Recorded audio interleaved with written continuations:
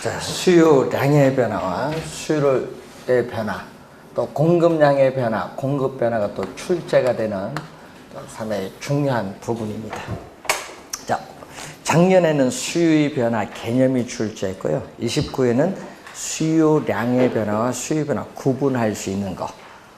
그리고 또 30회 시험에 또 공급의 변화 요인에서 또 출제를 했고, 시험 문제 하여튼 매년 출제를 합니다. 우선은 수요, 량의 변화와 이 수요의 변화 구분을 반드시 해야 되는데, 우선은 이 가격 이외에 분석하고 있는 변수의 가격 이외에 다른 조건들은 또 아무런 변화가 없어요. 단지 뭐만 변한다? 가격. 그래서 항상 우리가 해당되는 상품 가격인데, 시험 문제를 최근에는요 아파트 시장을 많이 내요. 그러면 아파트 가격이거든요. 해당되는 상품. 그러면 아파트 시장에서는 아파트 가격, 해당되는 상품의 가격이 변해. 그럼 여러분, 수요량의 변화는 가격이 변하는데 수요의 변화는 가격은 변하지 않는다. 여기서는 가격은 뭐다? 불변. 큰 차이입니다. 요것부터 우선 구별해야 돼. 수요량의 변화는 가격이 변하지만 수요의 변화는 가격은 변하지 않는다. 가격이 변화를 하게 되면은 동일한 수요 곡선 상에서, 그래서 여러분이 29회도 요 상자가 꼭 떴거든요. 29회 시험에 상자. 그래서 상에서 점의 이동을 얘기한다. 자, 그래서 여러분이 항상 시험 문제 나오면 가격 지문은 가격이 변하면 항상 요 상자가 있나 없나 확인하면 돼요. 상이 있나 없나 확인. 상이 지문상에 뜨면 무슨 변화? 수의 변화가 아니라 수요량. 상에서는 양. 예? 상이 있으면 양이 와야 돼요. 수의 변화 오면 안 돼요. 상이 있으면 수요량의 변화. 그러면 밑에는 수의 변화는 가격은 변화가 없고 위에 일정하다고 가정했던 요인이 변하는 거예요. 그래서 가격은 변화가 없고 가격 이외에 다른 조건, 요인이 변하는 거예요. 가격은 변화가 없고 위에 일정하다고 가정했던 가격 이외에 다른 요인, 조건이 변화를 해요. 자, 변화를 하게 되면은 어떻게 돼요? 우리는 수요 곡선 자체가 이동한다. 수요 곡선 자체가 이동을 하게 된다. 자, 그래서 여러분 거기 보시면은 수요 곡선 자체가 이동을 이렇게 하는데 가격은 변화가 없습니다. 수요 곡선은 일반적으로 우하향을 하는데 가격은 현재 시장에서 변화가 없다. 자, 여러분이 P0, 예를 들어서 평당 1,000만 원이다. 이 가격은 변화가 없어요. 근데 수요 곡선과 만나는 점에서 지금 현재 우리는 Q0만큼 소비를 하고 있어요. 수요 곡선과 만나는 점에서 지금 소비를 하고 있어요. 자, 지금 이 상태에서 이 동일한 가격은 변화가 없으니까 동일한 가격 수준에서 어떤 요인에 의해서 수요량이 증가했어요. 수요량이 이만큼 증가해서 수요 곡선 자체가 오른쪽으로 이렇게 이동을 했어요. 수요 곡선 자체가 오른쪽으로 이동을 했을 때를 수요에 뭐라고 한다? 증가.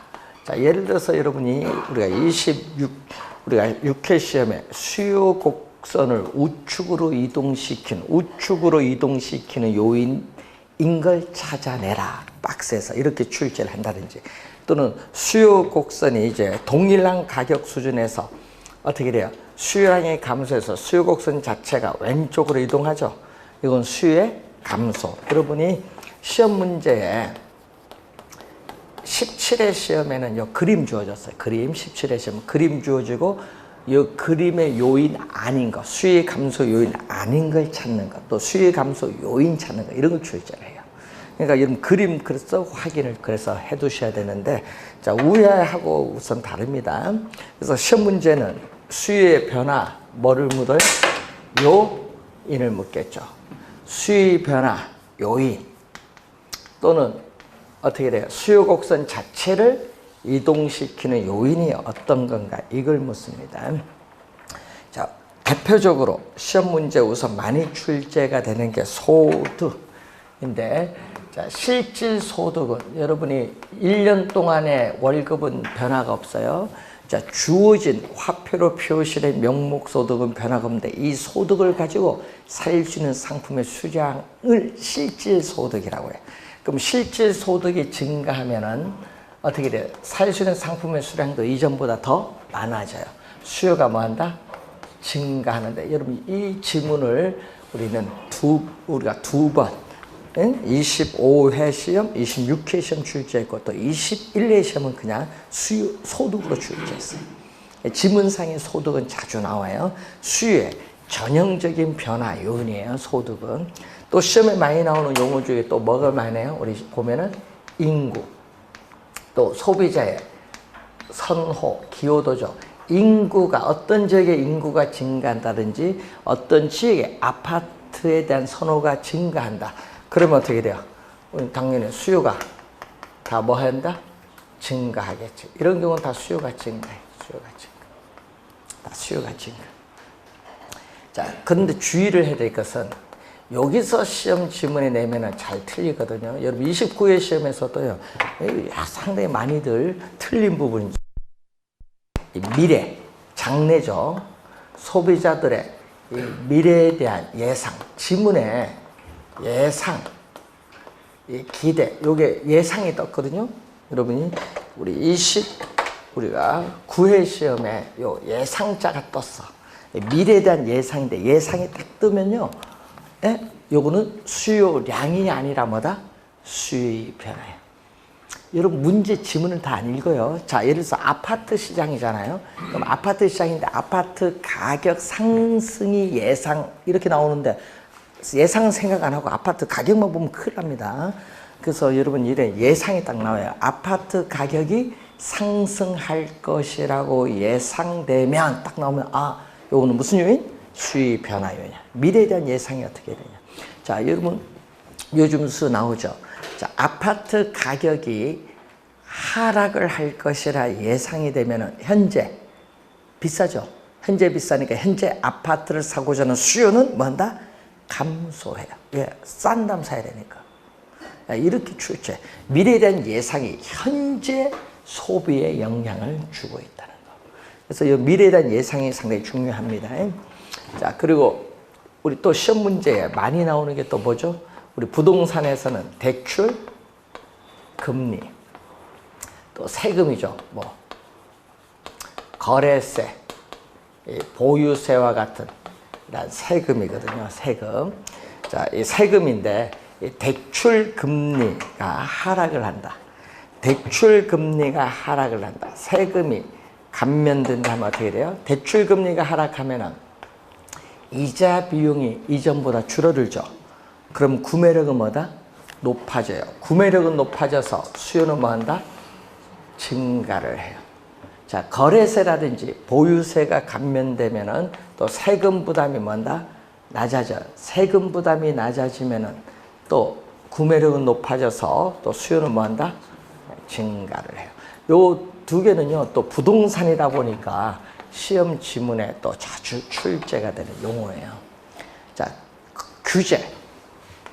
자, 여러분이 이 거래에 대한 규제를 강화하느냐 완화하느냐 요건데, 자, 여러분 투기 과열지구, 투기 지역, 요즘 또 조정 지역 있죠. 요것을 지정하면은 강화하는 거야. 그러면은 어떤 지역에서 부동산 어떻게 거래가 쉽지 않죠. 황금성이 떨어져서 수요가 감소해요. 근데 이 규제를 완화한다. 투기 지역, 투기 과열지구, 조정지역을 해제하면은 거래가 이전보다 쉬워져서 황금성이 높아지죠. 그래서 수요가 증가합니다. 그래서 거래 규제를 강화하느냐 완화하느냐 요거 상당히 또 영향을 주고 있다. 자, 요거 위에 또 뭐가 있어요? 시험 문제 또 많이 나오는 게 대체제, 대체제와 또 보완제 있어서 관련 있는 상품에 이 가격이 변하는데 우리 출제 유효는 그 중에서도 이쪽에서 정답을 많이 묻는다고 우리가 얘기해요. 대체제에서 정답을 많이 묻습니다. 그래서 특히 대체제 신경을 많이 써야 돼요. 이것 때문에 틀리신 분이 좀 많거든요. 자, 여러분 아파트 시장에서 지금 아파트 시장에서 대체제인 단독주택의 가격. 자, 대체제인 단독주택 가격이 오르면 어떻게 돼요? 단독주택 가격이 오르면 항상 수요 법칙에 따라서 단독주택 수요량은 뭐 한다? 감소. 무슨 법칙?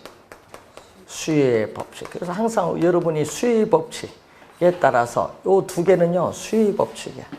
예? 단독주택 가격이 오르면 단독주택 수요량은 감소한다. 수요의 법칙. 그러면 대체 관계는 단독주택이니까 뭐 아파트 시장에서 아파트는 어떻게 소비자들은 단독주택 소비를 줄이면서 뭐 대체 관계는 아파트 수요를 뭐 한다? 증가시키죠. 수요의 뭐다? 증가가 되죠. 아파트 시장에서 아파트 수요는 증가해요. 그럼 시험 문제에 뭐 대체적인 주택 가격이 상승 뭐 이렇게 나올 거 아니에요. 아니면 대체적인 주택 가격 하락 뭐 이렇게 나오면 먼저 수요 법칙 적용하고 이렇게 따져보시면 돼요. 이걸 뭐 암기를 막 하시는 분이 있는데 암기 잘 안 되는데 암기하다가 잊어버리면 틀리는데 그래서 웬만하면은 먼저 수요 법칙 적용하고 따져보시면 돼요. 그리고 대체제 보완제 공급에 나오면 누구 입장에서? 생산자 입장에서 공급의 법칙 적용하고. 자, 그래서 우선 시험 문제에 하여튼 올해도 출제가 예상되는 부분입니다. 자, 그러면은 여러분 교재에 있어서 또 공급으로 넘어가서 33페이지에 또 밑에 나오죠. 우리 마찬가지로 수요량의 변화, 뭐 뜻이 공급 양의 변화, 공급의 변화. 또 상당히 중요하죠. 자, 똑같아요. 이거 똑같습니다. 다른 조건은 일정 부분일 때 뭐가 변한다? 해당 상품의 가격이 변하면 동일한 뭐죠? 공급 곡선 상에서 점이 이동한다. 그리고 또 가격 이외의 요인이 변하면 공급 곡선 자체가 이동하는 것을 공급의 변화. 똑같아요. 수요 대신 공급만 들어가면 돼요. 똑같은 거 하나만 정확히 잘 공부해두면 쉬운데, 자, 그러면 여러분 또 시험 문제에 있어서 공급 곡선이 또 주어질 거 아니에요. 자, 공급 곡선은 일반적으로 뭔다? 우상향을 하겠죠. 자, 공급 곡선은 일반적으로 우상향한다. 가격은 또 뭐죠? 변화가 없죠. P0. 공급 곡선 만나는 점이 공급량, 지금 이만큼 공급을 하고 있어요. 자, 동일한 가격 수준에서 공급량이 증가해서 공급 곡선 자체가 오른쪽으로 이동한다든지, 동일한 가격 수준에서 어떻게 돼요? 공급량이 줄어들어서 공급 곡선 자체가 이렇게 왼쪽으로 이동할 수 있어요. 자, 공급 곡선 자체가 오른쪽으로 이동할 때를 공급에 뭐라고 한다? 증가. 23회 시험에 출제했어서 공급 곡선을 우측으로 이동시키는 요인이 아닌 걸 출제를 썼죠. 그럼 여기는 공급의 뭐죠? 감소. 공급 곡선 자체가 왼쪽으로 이동하는 것은 공급의 감소가 돼요. 작년 시험에 공급의 감소 쪽에서 또 지문이 출제를 했어요. 뭐가 출제했었죠? 임금을 출제했었죠. 생산 요소의 가격. 자, 그러면 공급의 변화 요인이 뭐냐? 공급 곡선 자체를 이동시키는 요인 중에서 우리 대표적인 게 공급하면 기술이에요. 여러분이 건축 기술이라든지 뭐 생산 기술인데, 이 기술 혁신에 따라 건축 기술이나 생산 기술이 향상이 되면은 어떻게 돼요? 이전보다 생산비가 뭐가 돼? 절감이 돼. 생산비가 이전보다 적게 되면 공급은 더 많아지겠죠. 공급의 증가가 돼. 자, 우선 기술은 수요와 관련 없어요. 기술 나오면 공급이에요. 또 뭐가 있다? 생산 요소의 가격. 요것도 수요와 관련 없어요. 공급. 생산 요소의 가격. 대표적으로 예를 들면은 노동에 대한 가격 뭐다? 임금. 토지에 대한 가격 뭐다? 지대. 이런 것은요, 우리는 생산비야. 여러분, 요소 가격인 임금. 이걸 출제를 많이 하잖아요. 임금은 요소 가격, 수요와 관련이 없어요. 공급이에요, 공급. 그래서 이것은 뭐죠? 요소 가격이 오르면 어떻게 돼요? 요소 가격이 오르면 뭐가 오른다? 생산비. 요 임금, 요 지대는 뭐가 된다? 생산비야. 생산비가 오르는 거예요. 요소 가격이 오르면 생산비가 오르기 때문에 이전보다 생산비가 상승하면 이전보다 공급은 뭐한다? 줄어드는 거죠. 그래서 작년에 요거 출제했잖아요. 임금이 상승하면은 공급은 뭐한다? 감소합니다. 공급이 감소하면 가격은? 한번 물어봐야지. 공급이 감소하면 가격은? 오르죠? 그 고민할 거 없어요. 공급 주면 가격이 올라요. 예? 그래서, 예? 서울, 우리 특별시 같은 경우에는 인구가 집중이 돼서 어떤 지역 같은 경우는 수요는 계속 들어오려고 많은데 공급이 안 되면 경쟁에서 가격은 뭐다? 급등을 하겠죠. 급등. 그래서 여러분이, 예? 우리 보는데, 우리 요즘 뭐죠? 아파트 분양 받아보면 뭐가 돼? 부적격. 본인도 잘 몰랐는데 신청했나? 당첨됐는데 본인이 서류 제출하다 보니까 어떻게 돼요? 법 해석이 잘 안 되다 보니까 신청 안 해야 되는데 신청을 한 거야. 그래서 당첨돼서 다시 부적격 판정을 받으면 뭐한다? 당첨 뭐가 돼? 취소되잖아요. 분양 취소가 되면은 누가 이제 받아야 돼? 또 공개, 또 여러분 경쟁 입찰을 하는 거예요. 그거는 청약 통장 필요 있어요, 없어요? 공개 경쟁 입찰. 아니, 예를 들어서 여러분 아파트 분양했는데 5채가 부적격 당첨됐어요. 그럼 5채 또 내놔야 될 거 아니에요? 그럼 어떻게 내놔야 돼? 그냥 공개 경쟁 입찰이지. 예? 그래서 입찰을 딱 내놓은 거야. 컴퓨터 추첨해서 딱 가는 건데 문제는 분양 가격은 뭐다? 입찰해서 가장 높은 가격 쓴 사람이 주는 것이 아니라 그때 분양 당시에 분양 가격으로 입찰해. 단 조건은 뭐다? 현금 100%. 대출 없어요. 현금 100%. 네? 네. 대단하죠. 그럼 현금 있는 사람만 분양받을 수 있다는 거예요. 그래서 이번에 어떻게 돼요? 네? 아파트 분양 가격은 18억인데 예? 시장 거래 가격 27억. 현금 18억 있으면 돼요. 네? 세 채가 나왔어. 네? 서울숲. 아시죠? 서울숲. 그 세 채가 어떻게 돼요? 부적격 당첨이 나왔어요. 근데 그게 현금 18억 있어야 돼. 최소. 네? 최소. 네? 그러니까 몇 평? 30평짜리인데 그건 최소 18억 있어야 되고, 예? 50몇 평은 얼마 있어야 돼? 28억 있어야 돼. 현금. 그런데 경쟁률이 또 역사상 최고일 것이라고 나오는. 현금 18억 사람 대단한 거죠. 대출 없이. 그런 게 많아요. 요 과천도 이번에 나오죠. 부적격 단지 11채가 나와요. 그게 본인이 신청 잘못한 거지. 안 되는데. 자, 읽어보지도 않고. 자, 여러분, 서울숲은요, 수도권도 신청 가능합니다. 18일까지.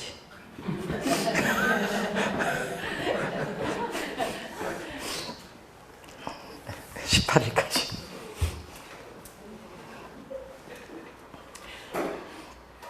자, 요소 가격. 생산비, 과거 분양 당시 가격, 3년 전 분양 당시 가격을 주겠다는 얘기죠. 자, 그리고 요즘에 철근 시멘트, 요게 뭐죠? 건축 자재거든요. 철근 시멘트. 또 건축 자재의 가격이 오르면 어떻게 돼요? 오르면 건축비가 오르잖아요. 건축비가 상승하기 때문에 이전보다 또 공급은 또 뭐 한다? 공급은 뭐 한다? 줄어들죠. 공급은 또 줄어든다.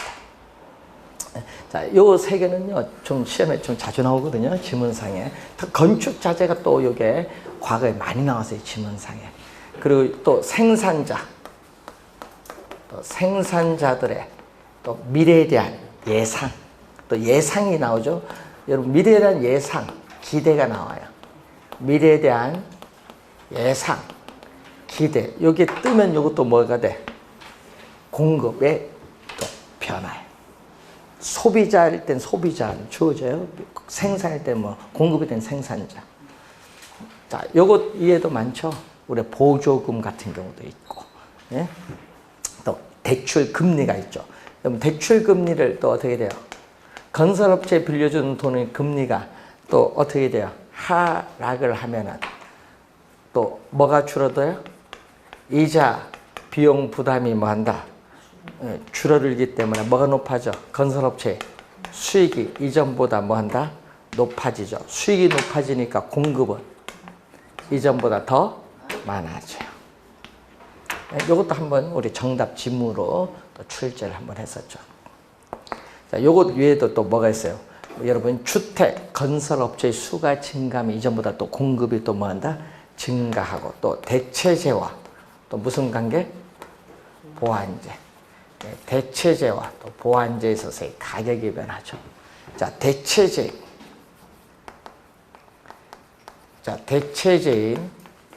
아파트 가격이 오르면 또 무슨 법칙? 생산 공급이니까 무슨 법칙? 공급의 법칙에 의해서 비싼 건설업체는 아파트 공급량을 뭐 한다? 증가시켜. 공급의 법칙에 의해서. 그러면은 오피스텔, 대체 관계는 오피스텔은 어떻게 돼요? 오피스텔 시장에서 오피스텔 공급은 비싼 아파트 공급을 늘리고 오피스텔 공급은 뭐 한다?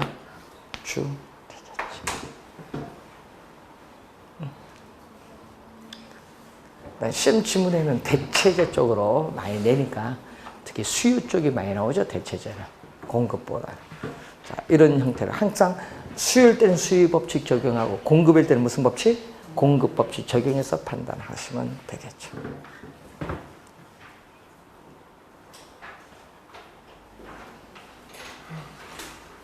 자, 우선 요것 외에도 많습니다. 그래서 여러분이 기본적인 공급의 변화 요인 또 우선 확인을 좀 해두시기 바라고. 자, 그리고 또 가끔 시험 문제 또 나오는 게 공급은 단기에는 어떻게 돼요? 단기에는 부동산에 대한 수요가 증가해서 가격이 급등하더라도 바로 즉시 공급을 늘려줄 수 없으니까 기울기 급해요. 기울기 급한 것을 우리 뭐라고 한다? 비탄력적. 기울기 급하면 비탄력적인데 장기로 가면 어떻게 돼요? 장기로 가면은 가용 생산 요소를 확보해서 착공을 해요. 일정 기간이 지나면 공급이 많아지죠. 공급이 많아지면은 어떻게 돼요? 가격은 하락을 하기 때문에 이렇게 완만해. 장기 공급 곡선은 단기 공급 곡선에 비해서 완만하다. 완만하다는 건 뭐죠? 탄력적. 요것만 잘 기억하면 돼요. 그림. 예? 항상 예? 단기 공급 곡선은 기울기 급하다. 비탄력적. 장기로 가면 공급이 많아지니까 완만하다. 완만하면 뭐다? 탄력적. 이렇게 기억해 두시면 되겠습니다. 자, 탄력성으로 가는데, 자, 여러분 탄력성 또 매년 또 두 문제 또 출제가 되는 또 상당히 중요한 또 부분이 되겠죠. 매년 출제되는, 여러분 계산 문제는 반드시 하나 내고 이론 이렇게 해서 출제를 이제 지금 계속 계산 문제 하나, 이론 하나 해서 계속 출제를 하죠. 지금 최근에 한 3년 한 2문제씩 계속 출제를 하고 있습니다. 그래서 계산 문제도 원래 한 문제 또 출제하는 부분입니다. 탄력성은. 자, 그래서 탄력성은 자극을 주죠. 탄력성은 뭐를 줘야 된다? 자극을 주었을 때 그 나타나는 반응을 보는데, 자극을 우리 뭐라고 해요? 가격이라는 자극을 줬을 때 나타나는 반응 뭐죠?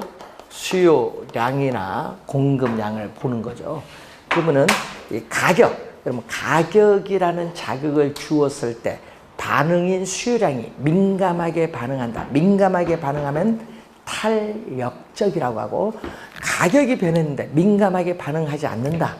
미미하다. 이런 것은 비탄력적이라는 용어를 사용해요. 그래서 탄력적이라는 용어, 비탄력적이라는 용어부터 우선 기억을 좀 해두시면서, 우선 시험 문제에 첫 번째가 나오는 게 뭐죠? 수요.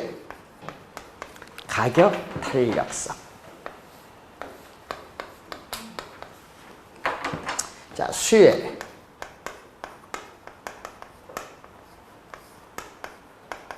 수혜 가격 탄력성인데 자극을 주는 가격이죠. 이 자극을 주는 가격은 뭘로 가죠?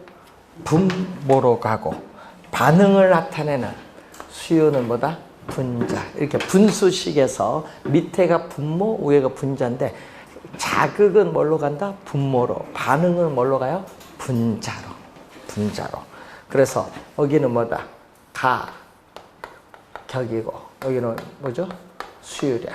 근데 여러분 가격이 수요법칙 뭐예요? 가격이 오르면 수요량은 감소하고 가격이 하락하면 수요량은 증가죠. 무슨 관계이고? 가격 수요량 마이너스 역관계죠. 요 값 계산하면요 마이너스 값이야. 근데 수의 가격 탄력성은 음수가 아니니까 뭐를 씌워버린다? 예, 절대값을 씌워서 우리가 음수가 아니니까 절대값을 씌워버리는 거예요. 그래, 절대값 씌우는 이유가 있어요. 자, 그래서 가격에 뭐죠? 변화율. 이게 퍼센티지에 대해서 수요량의 변화율이 얼마냐. 이걸 보는 거죠. 자, 가격이 1% 변했을 때 수요량이 몇 프로 변했냐. 자, 여러분 한번 볼까요? 자, 여러분 가격이 5%. 여러분 가격이 5% 올랐어요. 그럼 수요량은 7% 뭐였다? 감소했다. 얼마? 5분의 7이잖아요. 5분의 7은 얼마? 1.4, 1.04, 0.14. 1.4죠? 계산이 안 돼, 막. 아니, 그 시험 냈어요, 그거. 5분의 7 계산 못해서 틀리신 분 있어. 왜냐? 나누기 못 하거든요, 이제. 그러니까 전자계산기도 있는데 7 나누기 5를 누려야 된다. 5 나누기 7 누르는 사람도 있어. 이거 안 들어보면 그런 게 나올 수 있어요. 그래서 여러분 주의를 해야 될 건데, 여러분 계산 문제가 여러분이 우리 9문제 정도 나오거든요, 원래. 그럼 시험 문제 최근에 보면 계속 9문제 정도 출제하니까 나오는데, 여러분 문제 본 시험 10월 31일 나가서 시험 칠 때 보면요 9문제 하는데 시험 땡 1차 시험 땡 올 때까지 전자계산기 뚫린 소리가 없어. 교실에 거의 대부분 전자계산기를 쓸 만큼 어떻게 돼요? 여러분이 시간이 부족하다는 거야. 그러니까 문제 계산 문제 풀지 않는다는 얘기예요, 여러분이. 예? 개론민법 그 계산 문제 빼고 푸는 데만 시간 다 간다는 얘기예요. 시간 부족하다는 얘기예요. 그러니까 계산 문제 어떻게 돼? 이걸 안 하는 거지. 그러니까 뭐 한다? 찍잖아요, 여러분이. 그래서 여러분 공부할 때 그때 요령 찾는 거. 예? 잘 보는데 여러분 이런 간단한 거 맞춰야겠죠. 예? 이런 간단한 건 이제 가끔 출제되는 경우도 있으니까 이런 건 맞춰줘야 돼요. 자, 우선은 한번 볼까요? 5분의 7이니까 1.4죠. 예? 1.4 방향 얼마? 반대 방향이죠. 이렇게 가격과 수요량 사이의 변화의 방향, 지금 반대 방향이죠. 변화의 방향, 크기 얼마? 1.4. 크기와 방향을 나타내는 이런 지표를 뭐라고 하냐? 정량적 지표라고 해요. 정성. 뭐 말로 설명하는 분은 그런 게 아니라 여기서 무슨 지표? 정량적 지표. 정성적 지표라는 게 아니라 변화의 방향과 뭐를 나타낸다? 크기를 나타내는 무슨 지표? 정량적 지표라는 의미야. 아까 1.4 크기, 반대로 변동하는 변화의 크기와 방향을 나타내는 정량적 지표라는 용어를 써요. 말로 설명하는 정성적 지표가 아니라는 거죠. 자, 우선 요 수식 정확히 암기해야 돼요. 수식. 자, 수익 가격 탄력성에서 또 기준은 얼마? 1. 1을 기준. 1일 때를 뭐라고 해요? 1일 때를 단위 탄력적. 자, 1일 기준을 하는데 단위 탄력적일 때 그래프는 원점에 대해서 대칭이 이렇게 뭐가 돼? 원점에 대해서 대칭이 직각 쌍곡선의 형태.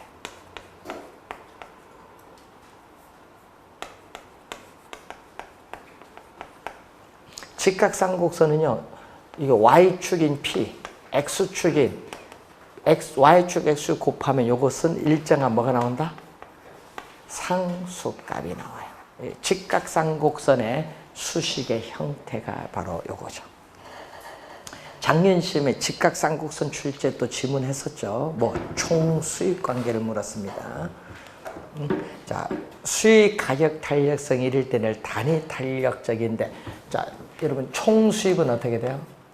여러분 기업의 입장에서 보면 총수입, 여러분 입장에서는 총 지출한 금액이에요. 이것은 뭐에 곱한다?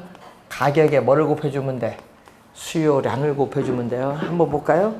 가격. 자, 가격과 수요량 곱해주면 요 면적이 얼마다? 요 면적이 총수입이야. 그럼 여기에 몇 개? 가격 100원. 한 개당 100원. 50개 얼마? 한 개당 100원. 50개. 자, 100원. 50개 얼마? 5,000원. 그럼 요 사각형 면적이 5,000원의 면적을 나타낸다 이 말이에요. 총수입인데. 근데 가격이 하락을 했다.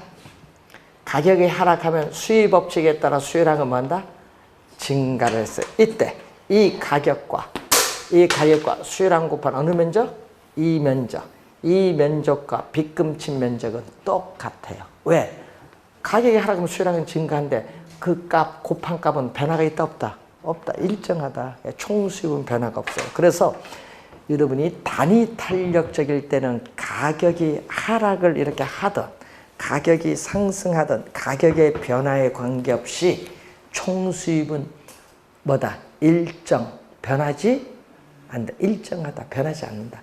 이걸 작년에 출제했는데요. 또 틀리신 분 많아요.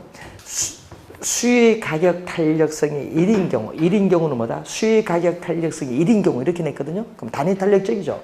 그럼 1인 경우에 총수입은 변하지 않는다. 불변이잖아요. 근데 여러분 이 신청 여러분 총수입이 감소한다고 막 얘기를 하는 거예요. 배울 때는 어떻게 배우는지 모르지만, 그러니까 요걸 작년에 출제를 했었어요. 그 지문을. 자, 그런데 문제는 수의 가격 탄력성이 0과 1 사이에 있다. 이 경우는 어떤 경우? 이 경우는 비탄력적. 자, 비탄력적은 가격의 변화에 대해서 수요량의 변화가 어떻게 돼요? 민감하게 반응하지 않는다. 그러니까 쉽게 얘기하면 얘기죠. 가격의 변화율. 자, 또 위에 있는 수식에서 가격의 변화율, 수요량의 변화율을 보면 어디가 크다?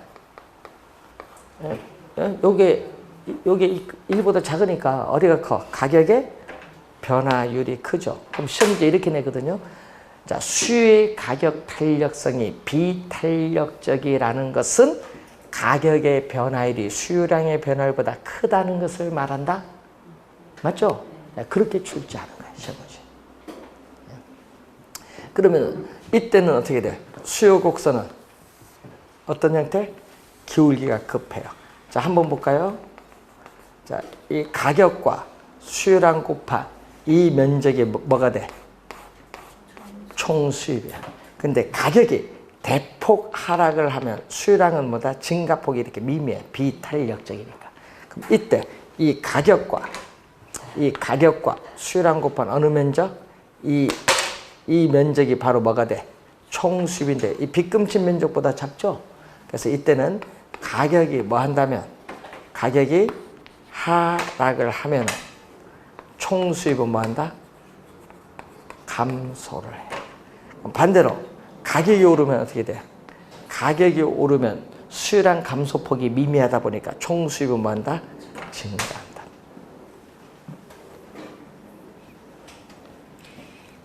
수요의 가격 탄력성이 1보다 클 경우에는 뭐죠? 이때는 가격 변화에 대해서 수요량이 민감하게 반응하는 뭐다?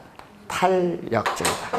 그래서 탄력적일 때는 또 가격의 변화율, 그러니까 수요량의 변화율 하면 요 값이 이번은 탄력적인 1보다 크니까 어느 게 가격의 변화율보다 뭐가 더 크다? 수요량의 변화율이 더 크다. 자, 그러면 이때는 그래프가 어떤 형태? 이렇게 그래프가 완만한 형태. 수요 곡선이 완만한 형태를 띠게 돼. 완만한. 그러면 이런 의미겠죠? 가격과 수요량 곱한 이 면적이 총 수입인데 가격이 하락을 하면은 가격 변화에 민감하게 반응하기 때문에 수요량은 이렇게 대폭 증가를 해요. 예? 그럼 이때 이 가격과 수요량을 곱한 어느 면적이죠? 이 사각형의 면적이 총 수입인데 이건 빗금치 면적보다 훨씬 큽니다. 그래서 가격이 하락을 하면은 총 수입은 뭐한다? 증가를 해요. 그럼 가격이 오르면 또 수요량 감소폭이 크기 때문에 총 수입은 뭐예요? 감소한다. 자, 20회 시험에 출제를 했었죠. 요 밑에는 29회 시험에 출제를 했었죠. 네, 저거는 몇 회? 30회 시험에 출제를 했죠. 지문상에 이제 연결해서 이제 보는 거죠. 수의 가격 탄력성과 총 수입의 관계는 어떠한가 보는 겁니다. 또 그래프도 이렇게 탄력적은 완만하다. 비탄력적은 기울기가 급하다. 예? 그리고 또 수의 가격 탄력성이 제로일 때는 앞에 뭐를 붙이죠? 완전자를 붙이죠. 완전 비탄력적. 자, 완전 비탄력적은 어떤 그래프? 완전 비탄력적은 수직선. 수직선은 어떤 형태? 수요량은 어떻게 돼요? 고정되어 있다. 수요량이 고정되어 있는 상태. 이걸 우리는 완전 비탄력적. 그러면 수의 가격 탄력성이 무한대. 수가 점점 커지는 상태. 무한대로 가면 또 앞에 뭘 붙이냐면 탄력적 앞에 완전자를 붙여. 완전 탄력적일 때 그래프는 어떤 형태? 수평선. 완전 탄력적일 때 무슨 형태?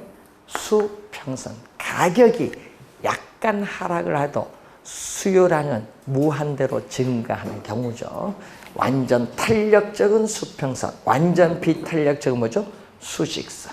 요 그래프 관계도 잘 이해를 해주시고 요 관계, 요 두 관계 좀 잘 확인. 자, 그럼 두 번째가 자, 거기 보면 수익 가격 탄력성을 결정하는 요인이 나오는데 자, 수익 가격 탄력성을 결정하는 요인 36페이지 보시면은 거기에 1번이 시험에 제일 많이 나와요. 1번. 자, 뭐가 나오죠? 1번에 보니까 대체재가 없는 상품보다는 대체재가 있는 상품일수록 또 대체재가 적은 상품보다는 대체재가 많은 상품일수록 수익 가격 탄력성은 이전보다 더 커진다. 뭐가 돼? 더 커진다는 질문하면 탄력적이 된다. 여러분 대체재가 없으면요. 상품 소비 불만이 있어도 이동을 못해요. 근데 대체재가 있으면 불만이 있으면 바로 뭐 할 수 있어요? 이동할 수 있죠. 바로 이동이 가능하면 탄력적입니다. 자, 여러분 옛날에 우리나라 담배 뭐가 있었어요? 담배. 옛날 과거에요. 예? 군에 계신 분은요. 은하수 나온 것 같아요. 옛날에. 과거 얘기입니다. 예? 이제 우리나라 외제 담배 판매 금지됐을 때 그때 우리는 시중에 판매한 게 제일 비싸게 솔이었어. 대체재가 없어. 지금 판매한 거 솔밖에 못 피워. 그러니까 어떻게 돼? 탄력성이 없죠. 비탄력적이에요. 그런데 어느 순간 이제 외제 담배 판매를 허용했더니 다양한 담배가 들어오니까 솔 담배 어떻게 돼? 마음에 안 들면 뭐 다른 상품 바로 살 수 있죠. 대체가 있으면 이렇게 이동이 쉬워요. 그럼 탄력적이 돼. 그럼 우리나라 상품 품질도 뭐 해줘야 돼 이제? 높여야 되잖아요. 안 뺏기기 위해서는. 그래서 우리나라 담배 품질이 많이 좋아졌어요. 예. 옛날에 비해서. 이런 게 있어요. 대체가 있으면요. 이렇게 품질도 향상되고 어떤 고객 안 뺏기기 위해서 상당히 노력을 많이 합니다. 대체재가 있으면 탄력성이 커서 그래요. 이 지문이 제일 많이 나오고 또 많이 나오는 게 거기 기간이 나와요. 몇 번이냐 하면요. 4번. 이것도 시험에 또 자주 출제를 했어요. 네 번째. 여러분 기간이 짧은 단기보다 기간이 긴 장기로 갈수록 수익 가격 탄력성은 이전보다 더 커진다. 탄력적이다. 왜 그러냐면요. 장기로 갈수록 대체재가 나타날 가능성이 많아져요. 장기로 갈수록. 자, 그리고 또 시험에 또 많이 출제가 또 되는 게 거기에 5번, 6번이 또 많이 나와요. 5번, 6번. 자, 여러분, 토지는 용도의 다양성이 특성이 있어요. 그래서 토지의 용도가 다양을 할수록, 예? 또 용도 전환이 쉬우면 쉬울수록 그만큼 공급은 더 쉬워지죠? 수요도 더 다양하게 나타나죠? 대체재가 나타날 가능성이 많아서 또 뭐다? 탄력적이다. 수익 가격 탄력성 이전보다 더 커진다. 탄력적이다. 용도의 전환이 쉬울수록 대체재가 나타날 가능성이 많거든요. 자, 우선은 그 내용인데 그걸 보시고, 그리고 거기에 보시면은 또 뭐 3분 정도도 있는데 뭐 나머지는 한번 읽어보시면 되겠고, 자, 여러분 또 우리 특정 입지 조건을 요구하는 공업용 부동산이나 상업용 부동산보다는 대체지역이 많은 주거용 부동산이 대체지역이 많기 때문에 이동하기가 쉽죠. 그래서 주거용 부동산이 훨씬 더 뭐가 돼? 탄력적이 된다는 그런 내용입니다. 그게 몇 번? 6번 설명이죠. 6번 설명이 거기에 나온 거죠. 자, 수의 소득 탄력성으로 한번 보겠습니다. 자, 소득은 또 자극을 주는 게 뭐죠? 자극을 주는 게 소득이잖아요. 자, 수의. 자, 소득은 뭐 인컴 해서, 자, 자극을 주는 또 소득은 또 뭘로 가죠? 분모로 가고, 반응을 나타내는 수요량은 분자. 그래서 소득은 분모, 반응을 나타내는 수요량은 뭐다? 분자. 소득의 변화율에 대해서 수요량의 변화율. 여러분, 율은 무슨 개념이죠? 퍼센티지 개념입니다. 소득이 1% 변할 때 수요량이 몇 프로 변하는가를 측정하는데, 자, 소득이 증가할 때, 자, 여러분, 소득이 증가할 때 수요량도 증가하는 상품을 우린 전문 용어로 정상제라고 해요. 정상제 또는 우등제. 소득이 증가할 때 수요량이 증가하는 상품. 그런데 화살표 볼까요? 화살표 변동이 같은 방향으로 변동하면 뭐라고 했어요? 화살표의 변동 방향이 같은 방향으로 변동하면 플러스. 플러스니까 0보다 크지. 0보다 크다. 자, 그런데 소득이 증가할수록 오히려 수요량이 줄어드는 상품을 뭐라고 하죠? 열등제. 열등제. 자, 열등제인데 화살표가 뭐가 돼? 화살표의 변동이 반대로 변동하면 마이너스. 마이너스니까 0보다 작다.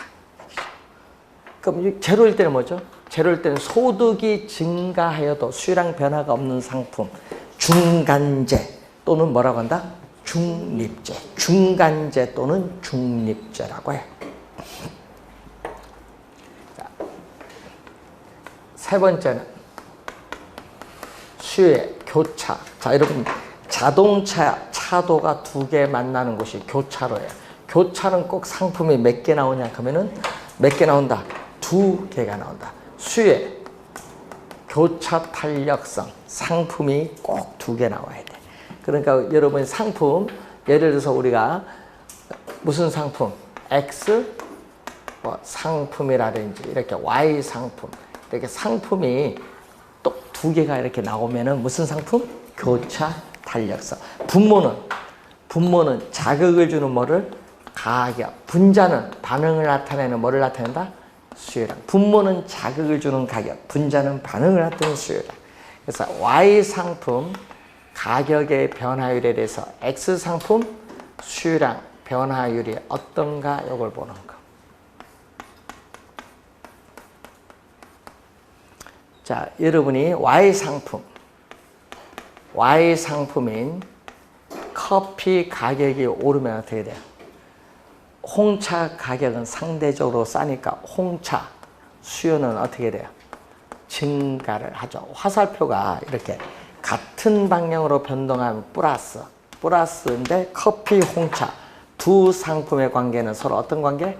대체 관계인 상품. 수위 교차 탄력성이 0보다 크면 대체제가 돼. 자, 홍차 가격은 오르고 있는데, 예? 커피 가격은 오르고 있는데 어떻게 돼요? 커피 수유량은 수위 법칙에 따라 줄어들죠. 그러면 같이 넣어 마시는 프리미엄 수요도 뭐한다? 줄어들죠. 화살표가 이렇게 반대로 변동하면 뭐다? 마이너스. 마이너스 뭐다? 커피 프림 무슨 관계? 보안제. 그럼 제로일 때는 커피 가격이 올라도 어떻게 돼요? X 상품 수요량, 자동차 수요량은 변화가 없다. 이런 상품이 뭐가 돼? 우리는 독립체. 서로 관련이 없다. 두 상품. 자, 그래서 시험 문제에 소득 탄력성이 나오면 정상제, 열등제와 관련이 있고요. 그리고 교차 탄력성이 나오면 뭐와 관련이 있다? 대체제, 보완제와 관련이 있다는 것부터 기억을 꼭 해두셔야 돼요. 그래서 작년 시험에는 요 수식 하나, 둘, 세 개의 수식을 이용한 계산 문제를 출제했어요. 30회는 29회 시험은 뭐를 출제했어요? 29회는 가격 어떻게 돼요? 가격 소득을 이용한 문제가 29회. 28회는 소득 교차를 이용한 문제가 28회. 또 25회는 또 가격 소득을 이용한 문제. 이렇게 최근엔 2개, 3개를 이용한 문제를 출제를 하고 있어요. 25회는 아예 가격 탄력성 요거 하나를 출제했고 매년 출제를 하는데 올해도 가격, 소득, 교차 요 3개를 이용한 문제를 출제를 하든지 아니면 요 가격, 교차를 이용한 문제를 출제하든지 하여튼 올해도 계산 문제 나와요. 자, 우선 이론도 나오니까 잘 확인해 두시고 자, 공급. 자, 공급의 가격 탄력성은 또 자극을 주는 공급은 또 뭘로 간다? 분모. 반응을 나타내는 수요량은 뭐다? 분자. 이 가격의 변화율에 대해서 공급량의 변화율인데 공급의 법칙은 양수죠. 요 값 자체가 양수니까 절대값은 필요가 없어요. 자, 수요와 또 마찬가지인데 자, 여러분이 공급의 가격 탄력성이 1보다 크면 뭐다? 탄력적이 돼요. 공급 곡선은 뭐다? 우리는 완만한 형태. 완만한 형태. 공급의 가격 탄력성이 0과 1 사이 있으면 뭐다? 비탄력적이고 공급 곡선은 뭐다? 급한 형태. 그리고 공급 곡선이 어떻게 돼요? 무한대인 경우 공급의 가격 탄력성이 무한대인 경우는 또 뭐다? 수평선. 공급의 가격 탄력성이 제로인 경우는 뭐다? 수직선. 근데 하나가 달라. 뭐? 공급의 가격 탄력성이 뭐? 1인 경우. 자, 여러분 공급의 가격 탄력성이 1인 경우에는요. 원점을 지나는 직선이에요. 자, 원점을 지나는 이렇게 직선. 원점을 지나는 직선일 때는 공급의 가격 탄력성이 얼마다? 1이다. 원점을 지나는 직선. 요거 하나만 다른데 요걸 때는 바로 뭐가 돼? 원점을 지나는 우상향하는 직선이잖아. 이때는 뭐다? 공급의 가격 탄력성 1인 단위 탄력적. 수요와는 요것만 달라요. 자, 그래서 기울기 급하면 수요 공급 관계없어요. 기울기 급하면 비탄력적. 기울기 완만하면 탄력적. 수직선이면 완전 비탄력적. 수평선이면 완전 탄력적. 수요 곡선은 우하향하고 공급 곡선은 우상향한다. 그것만 잘 기억해 두시면 되겠죠. 자, 단위 탄력적만 차이가 있습니다. 자, 여러분 38페이지에 공급의 가격 탄력성을 결정하는 요인 중에 보시면은 자, 생산량이 증가를 할 때 생산비가 급격하게 증가하는 상품이 어떻게 돼? 이 수익, 이윤이 많이 줄어들기 때문에 이거는 비탄력적인 상품, 비탄력적입니다. 자, 그리고 공급량 측정, 여러분 거기에 3번, 4번, 5번 보세요. 4번, 5번은 여러분 단기보다 공급량 측정 기간의 장단봅니다. 단기보다 장기로 갈수록 어떻게 공급량은 더 많아지죠. 장기로 갈수록 하여튼 가용 생산 요소를 확보해서 공급하기 때문에 공급이 더 많아져. 단기보다 장기로 갈수록 공급량이 많아져요. 그럼 단기보다 장기로 갈수록 뭐가 돼? 탄력적이 돼요. 근데 거기 또 있죠. 주의력은 생산에 소요되는 기간이 길면, 생산에 소요되는 기간이 길면 공급이 늦어지죠. 늦어지면 비탄력적이야. 그럼 작년에 요거 출제했거든요. 생산에 소요되는 기간이 짧을수록 공급이 뭐예요? 빨라지죠. 그럼 뭐가 돼? 탄력적. 작년에 그거 출제했어. 생산에 소요되는 기간이 짧을수록 뭐가 된다? 공급이 빨라지니까 탄력적. 자, 또 기술 수준의 향상이 빠르면 공급이 빨라져요? 늦어져요? 주기가 빨라지잖아요. 탄력적이야. 스마트폰 이런 거. 자, 저장. 비용도 많이 들고 저장도 어려운 이런 상품 있죠? 이런 상품은 또 뭐다? 비탄력적인 상품. 농산물 같은 건 비탄력적이죠. 자, 시험 문제에 우선 탄력성은 두 문제 정도 출제를 하는데 하나는 계산, 하나는 이론 쪽으로 해서 두 문제 요즘 최근에 계속 출제하고 있어요. 두 문제 출제된다고 보시고 한번 보시고 여러분 교재 39페이지 보시면은 균형 가격의 결정이 나오는데 자, 이 균형 가격 결정도 한 문제 또 매년 출제를 하는데 여러분 짝수년도는 계산 문제 출제했어요. 그러니까 26회, 28회, 30회는 뭐다? 계산 문제. 그럼 홀수년도는 뭐를 출제했어요? 이론. 이론인데 뭐와 연결해서 앞에서 배운 수요 공급, 균형 가격 결정, 시장 요걸 쫙 연결해서 한 문제로 출제한 거예요. 그러니까 요즘은 그 단원 아니라 여러 개를 묶어서 출제를 해버려요. 그래서 올해 시험도 이론적 측면에서 우리가 여러 단원을 묶어서 출제가 예상되는 부분, 균형 가격 결정. 자, 균형 가격의 우선 결정과 관련해서 거기 그림이 하나 나오고 있습니다. 자, 그림을 하나 보시면은 우리가 이런 그림이죠. 거기 보시면은 수요 곡선은 일반적으로 우하향하고 공급 곡선은 일반적으로 뭐다? 우상향을 하죠. 그럼 가격이 상당히 높은 수준에 있으면은 비싸면 어떻게 돼요? 소비자는 비싸니까 적게 소비를 하고 생산자는 비싸니까 이렇게 많이 공급을 했어요. 그럼 공급량에서 수요량을 뺀 이 크기만큼 공급량이 더 많이 공급됐죠. 이것을 전문용어로 뭐죠? 초과 공급에. 공급량이 수요량보다 많은 상태인데 초과 공급이면은 공급자 간의 경쟁, 재고를 없애기 위해서 공급자 간의 경쟁에서 가격은 뭐한다? 하락을 해요. 또 상당히 낮은 수준에 있다. 이렇게 낮은 수준에 있다. 가격이 상당히 낮으면 싸니까 생산자는 공급을 뭐한다?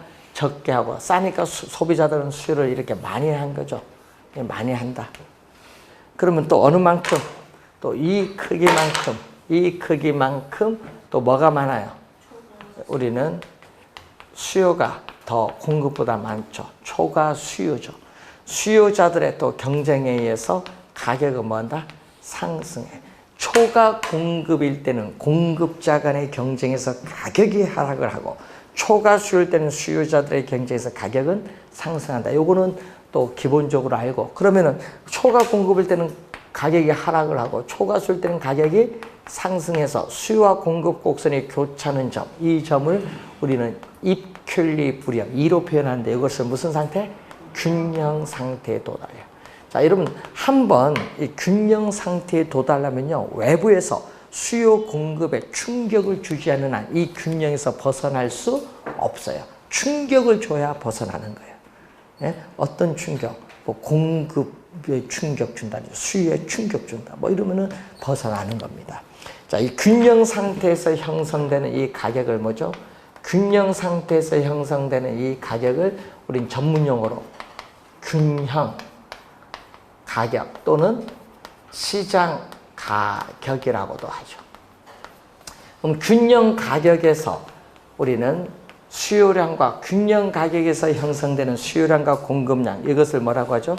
균형 수급량 또는 균형 거래량인데 자, 균형 거래량에서는 뭐가 같다? 수요량과 공급량이 뭐다? 똑같다. 여러분 시험 문제는 계산 문제를 풀려면 이걸 이용을 해야 됩니다. 여러분 균형이란 말이 나오면 여러분 균형이라는 말이 나오면은 계산할 때 항상 뭐 수요량과 공급량은 뭐가 된다? 같다. 예, 수요량과 공급량은 같다고 놓고 계산을 해야 된다. 요거. 계산 문제 풀 땐 요걸 갖고 풀어요. 수요량과 공급량 같다 놓고 계산하죠. 그래서 우선은 한번 또 확인을 한번 해 두시면 되겠습니다. 자, 여러분 교재 39페이지 중간까지 설명하고요. 우리가 다음 주에 균형점의 이동, 경기 거미비론, 시장 이론을 해서 또 중요 부분 중심으로 또 강의를 진행하도록 하겠습니다. 자, 잠시 쉬고 기출문제 풀어야겠습니다.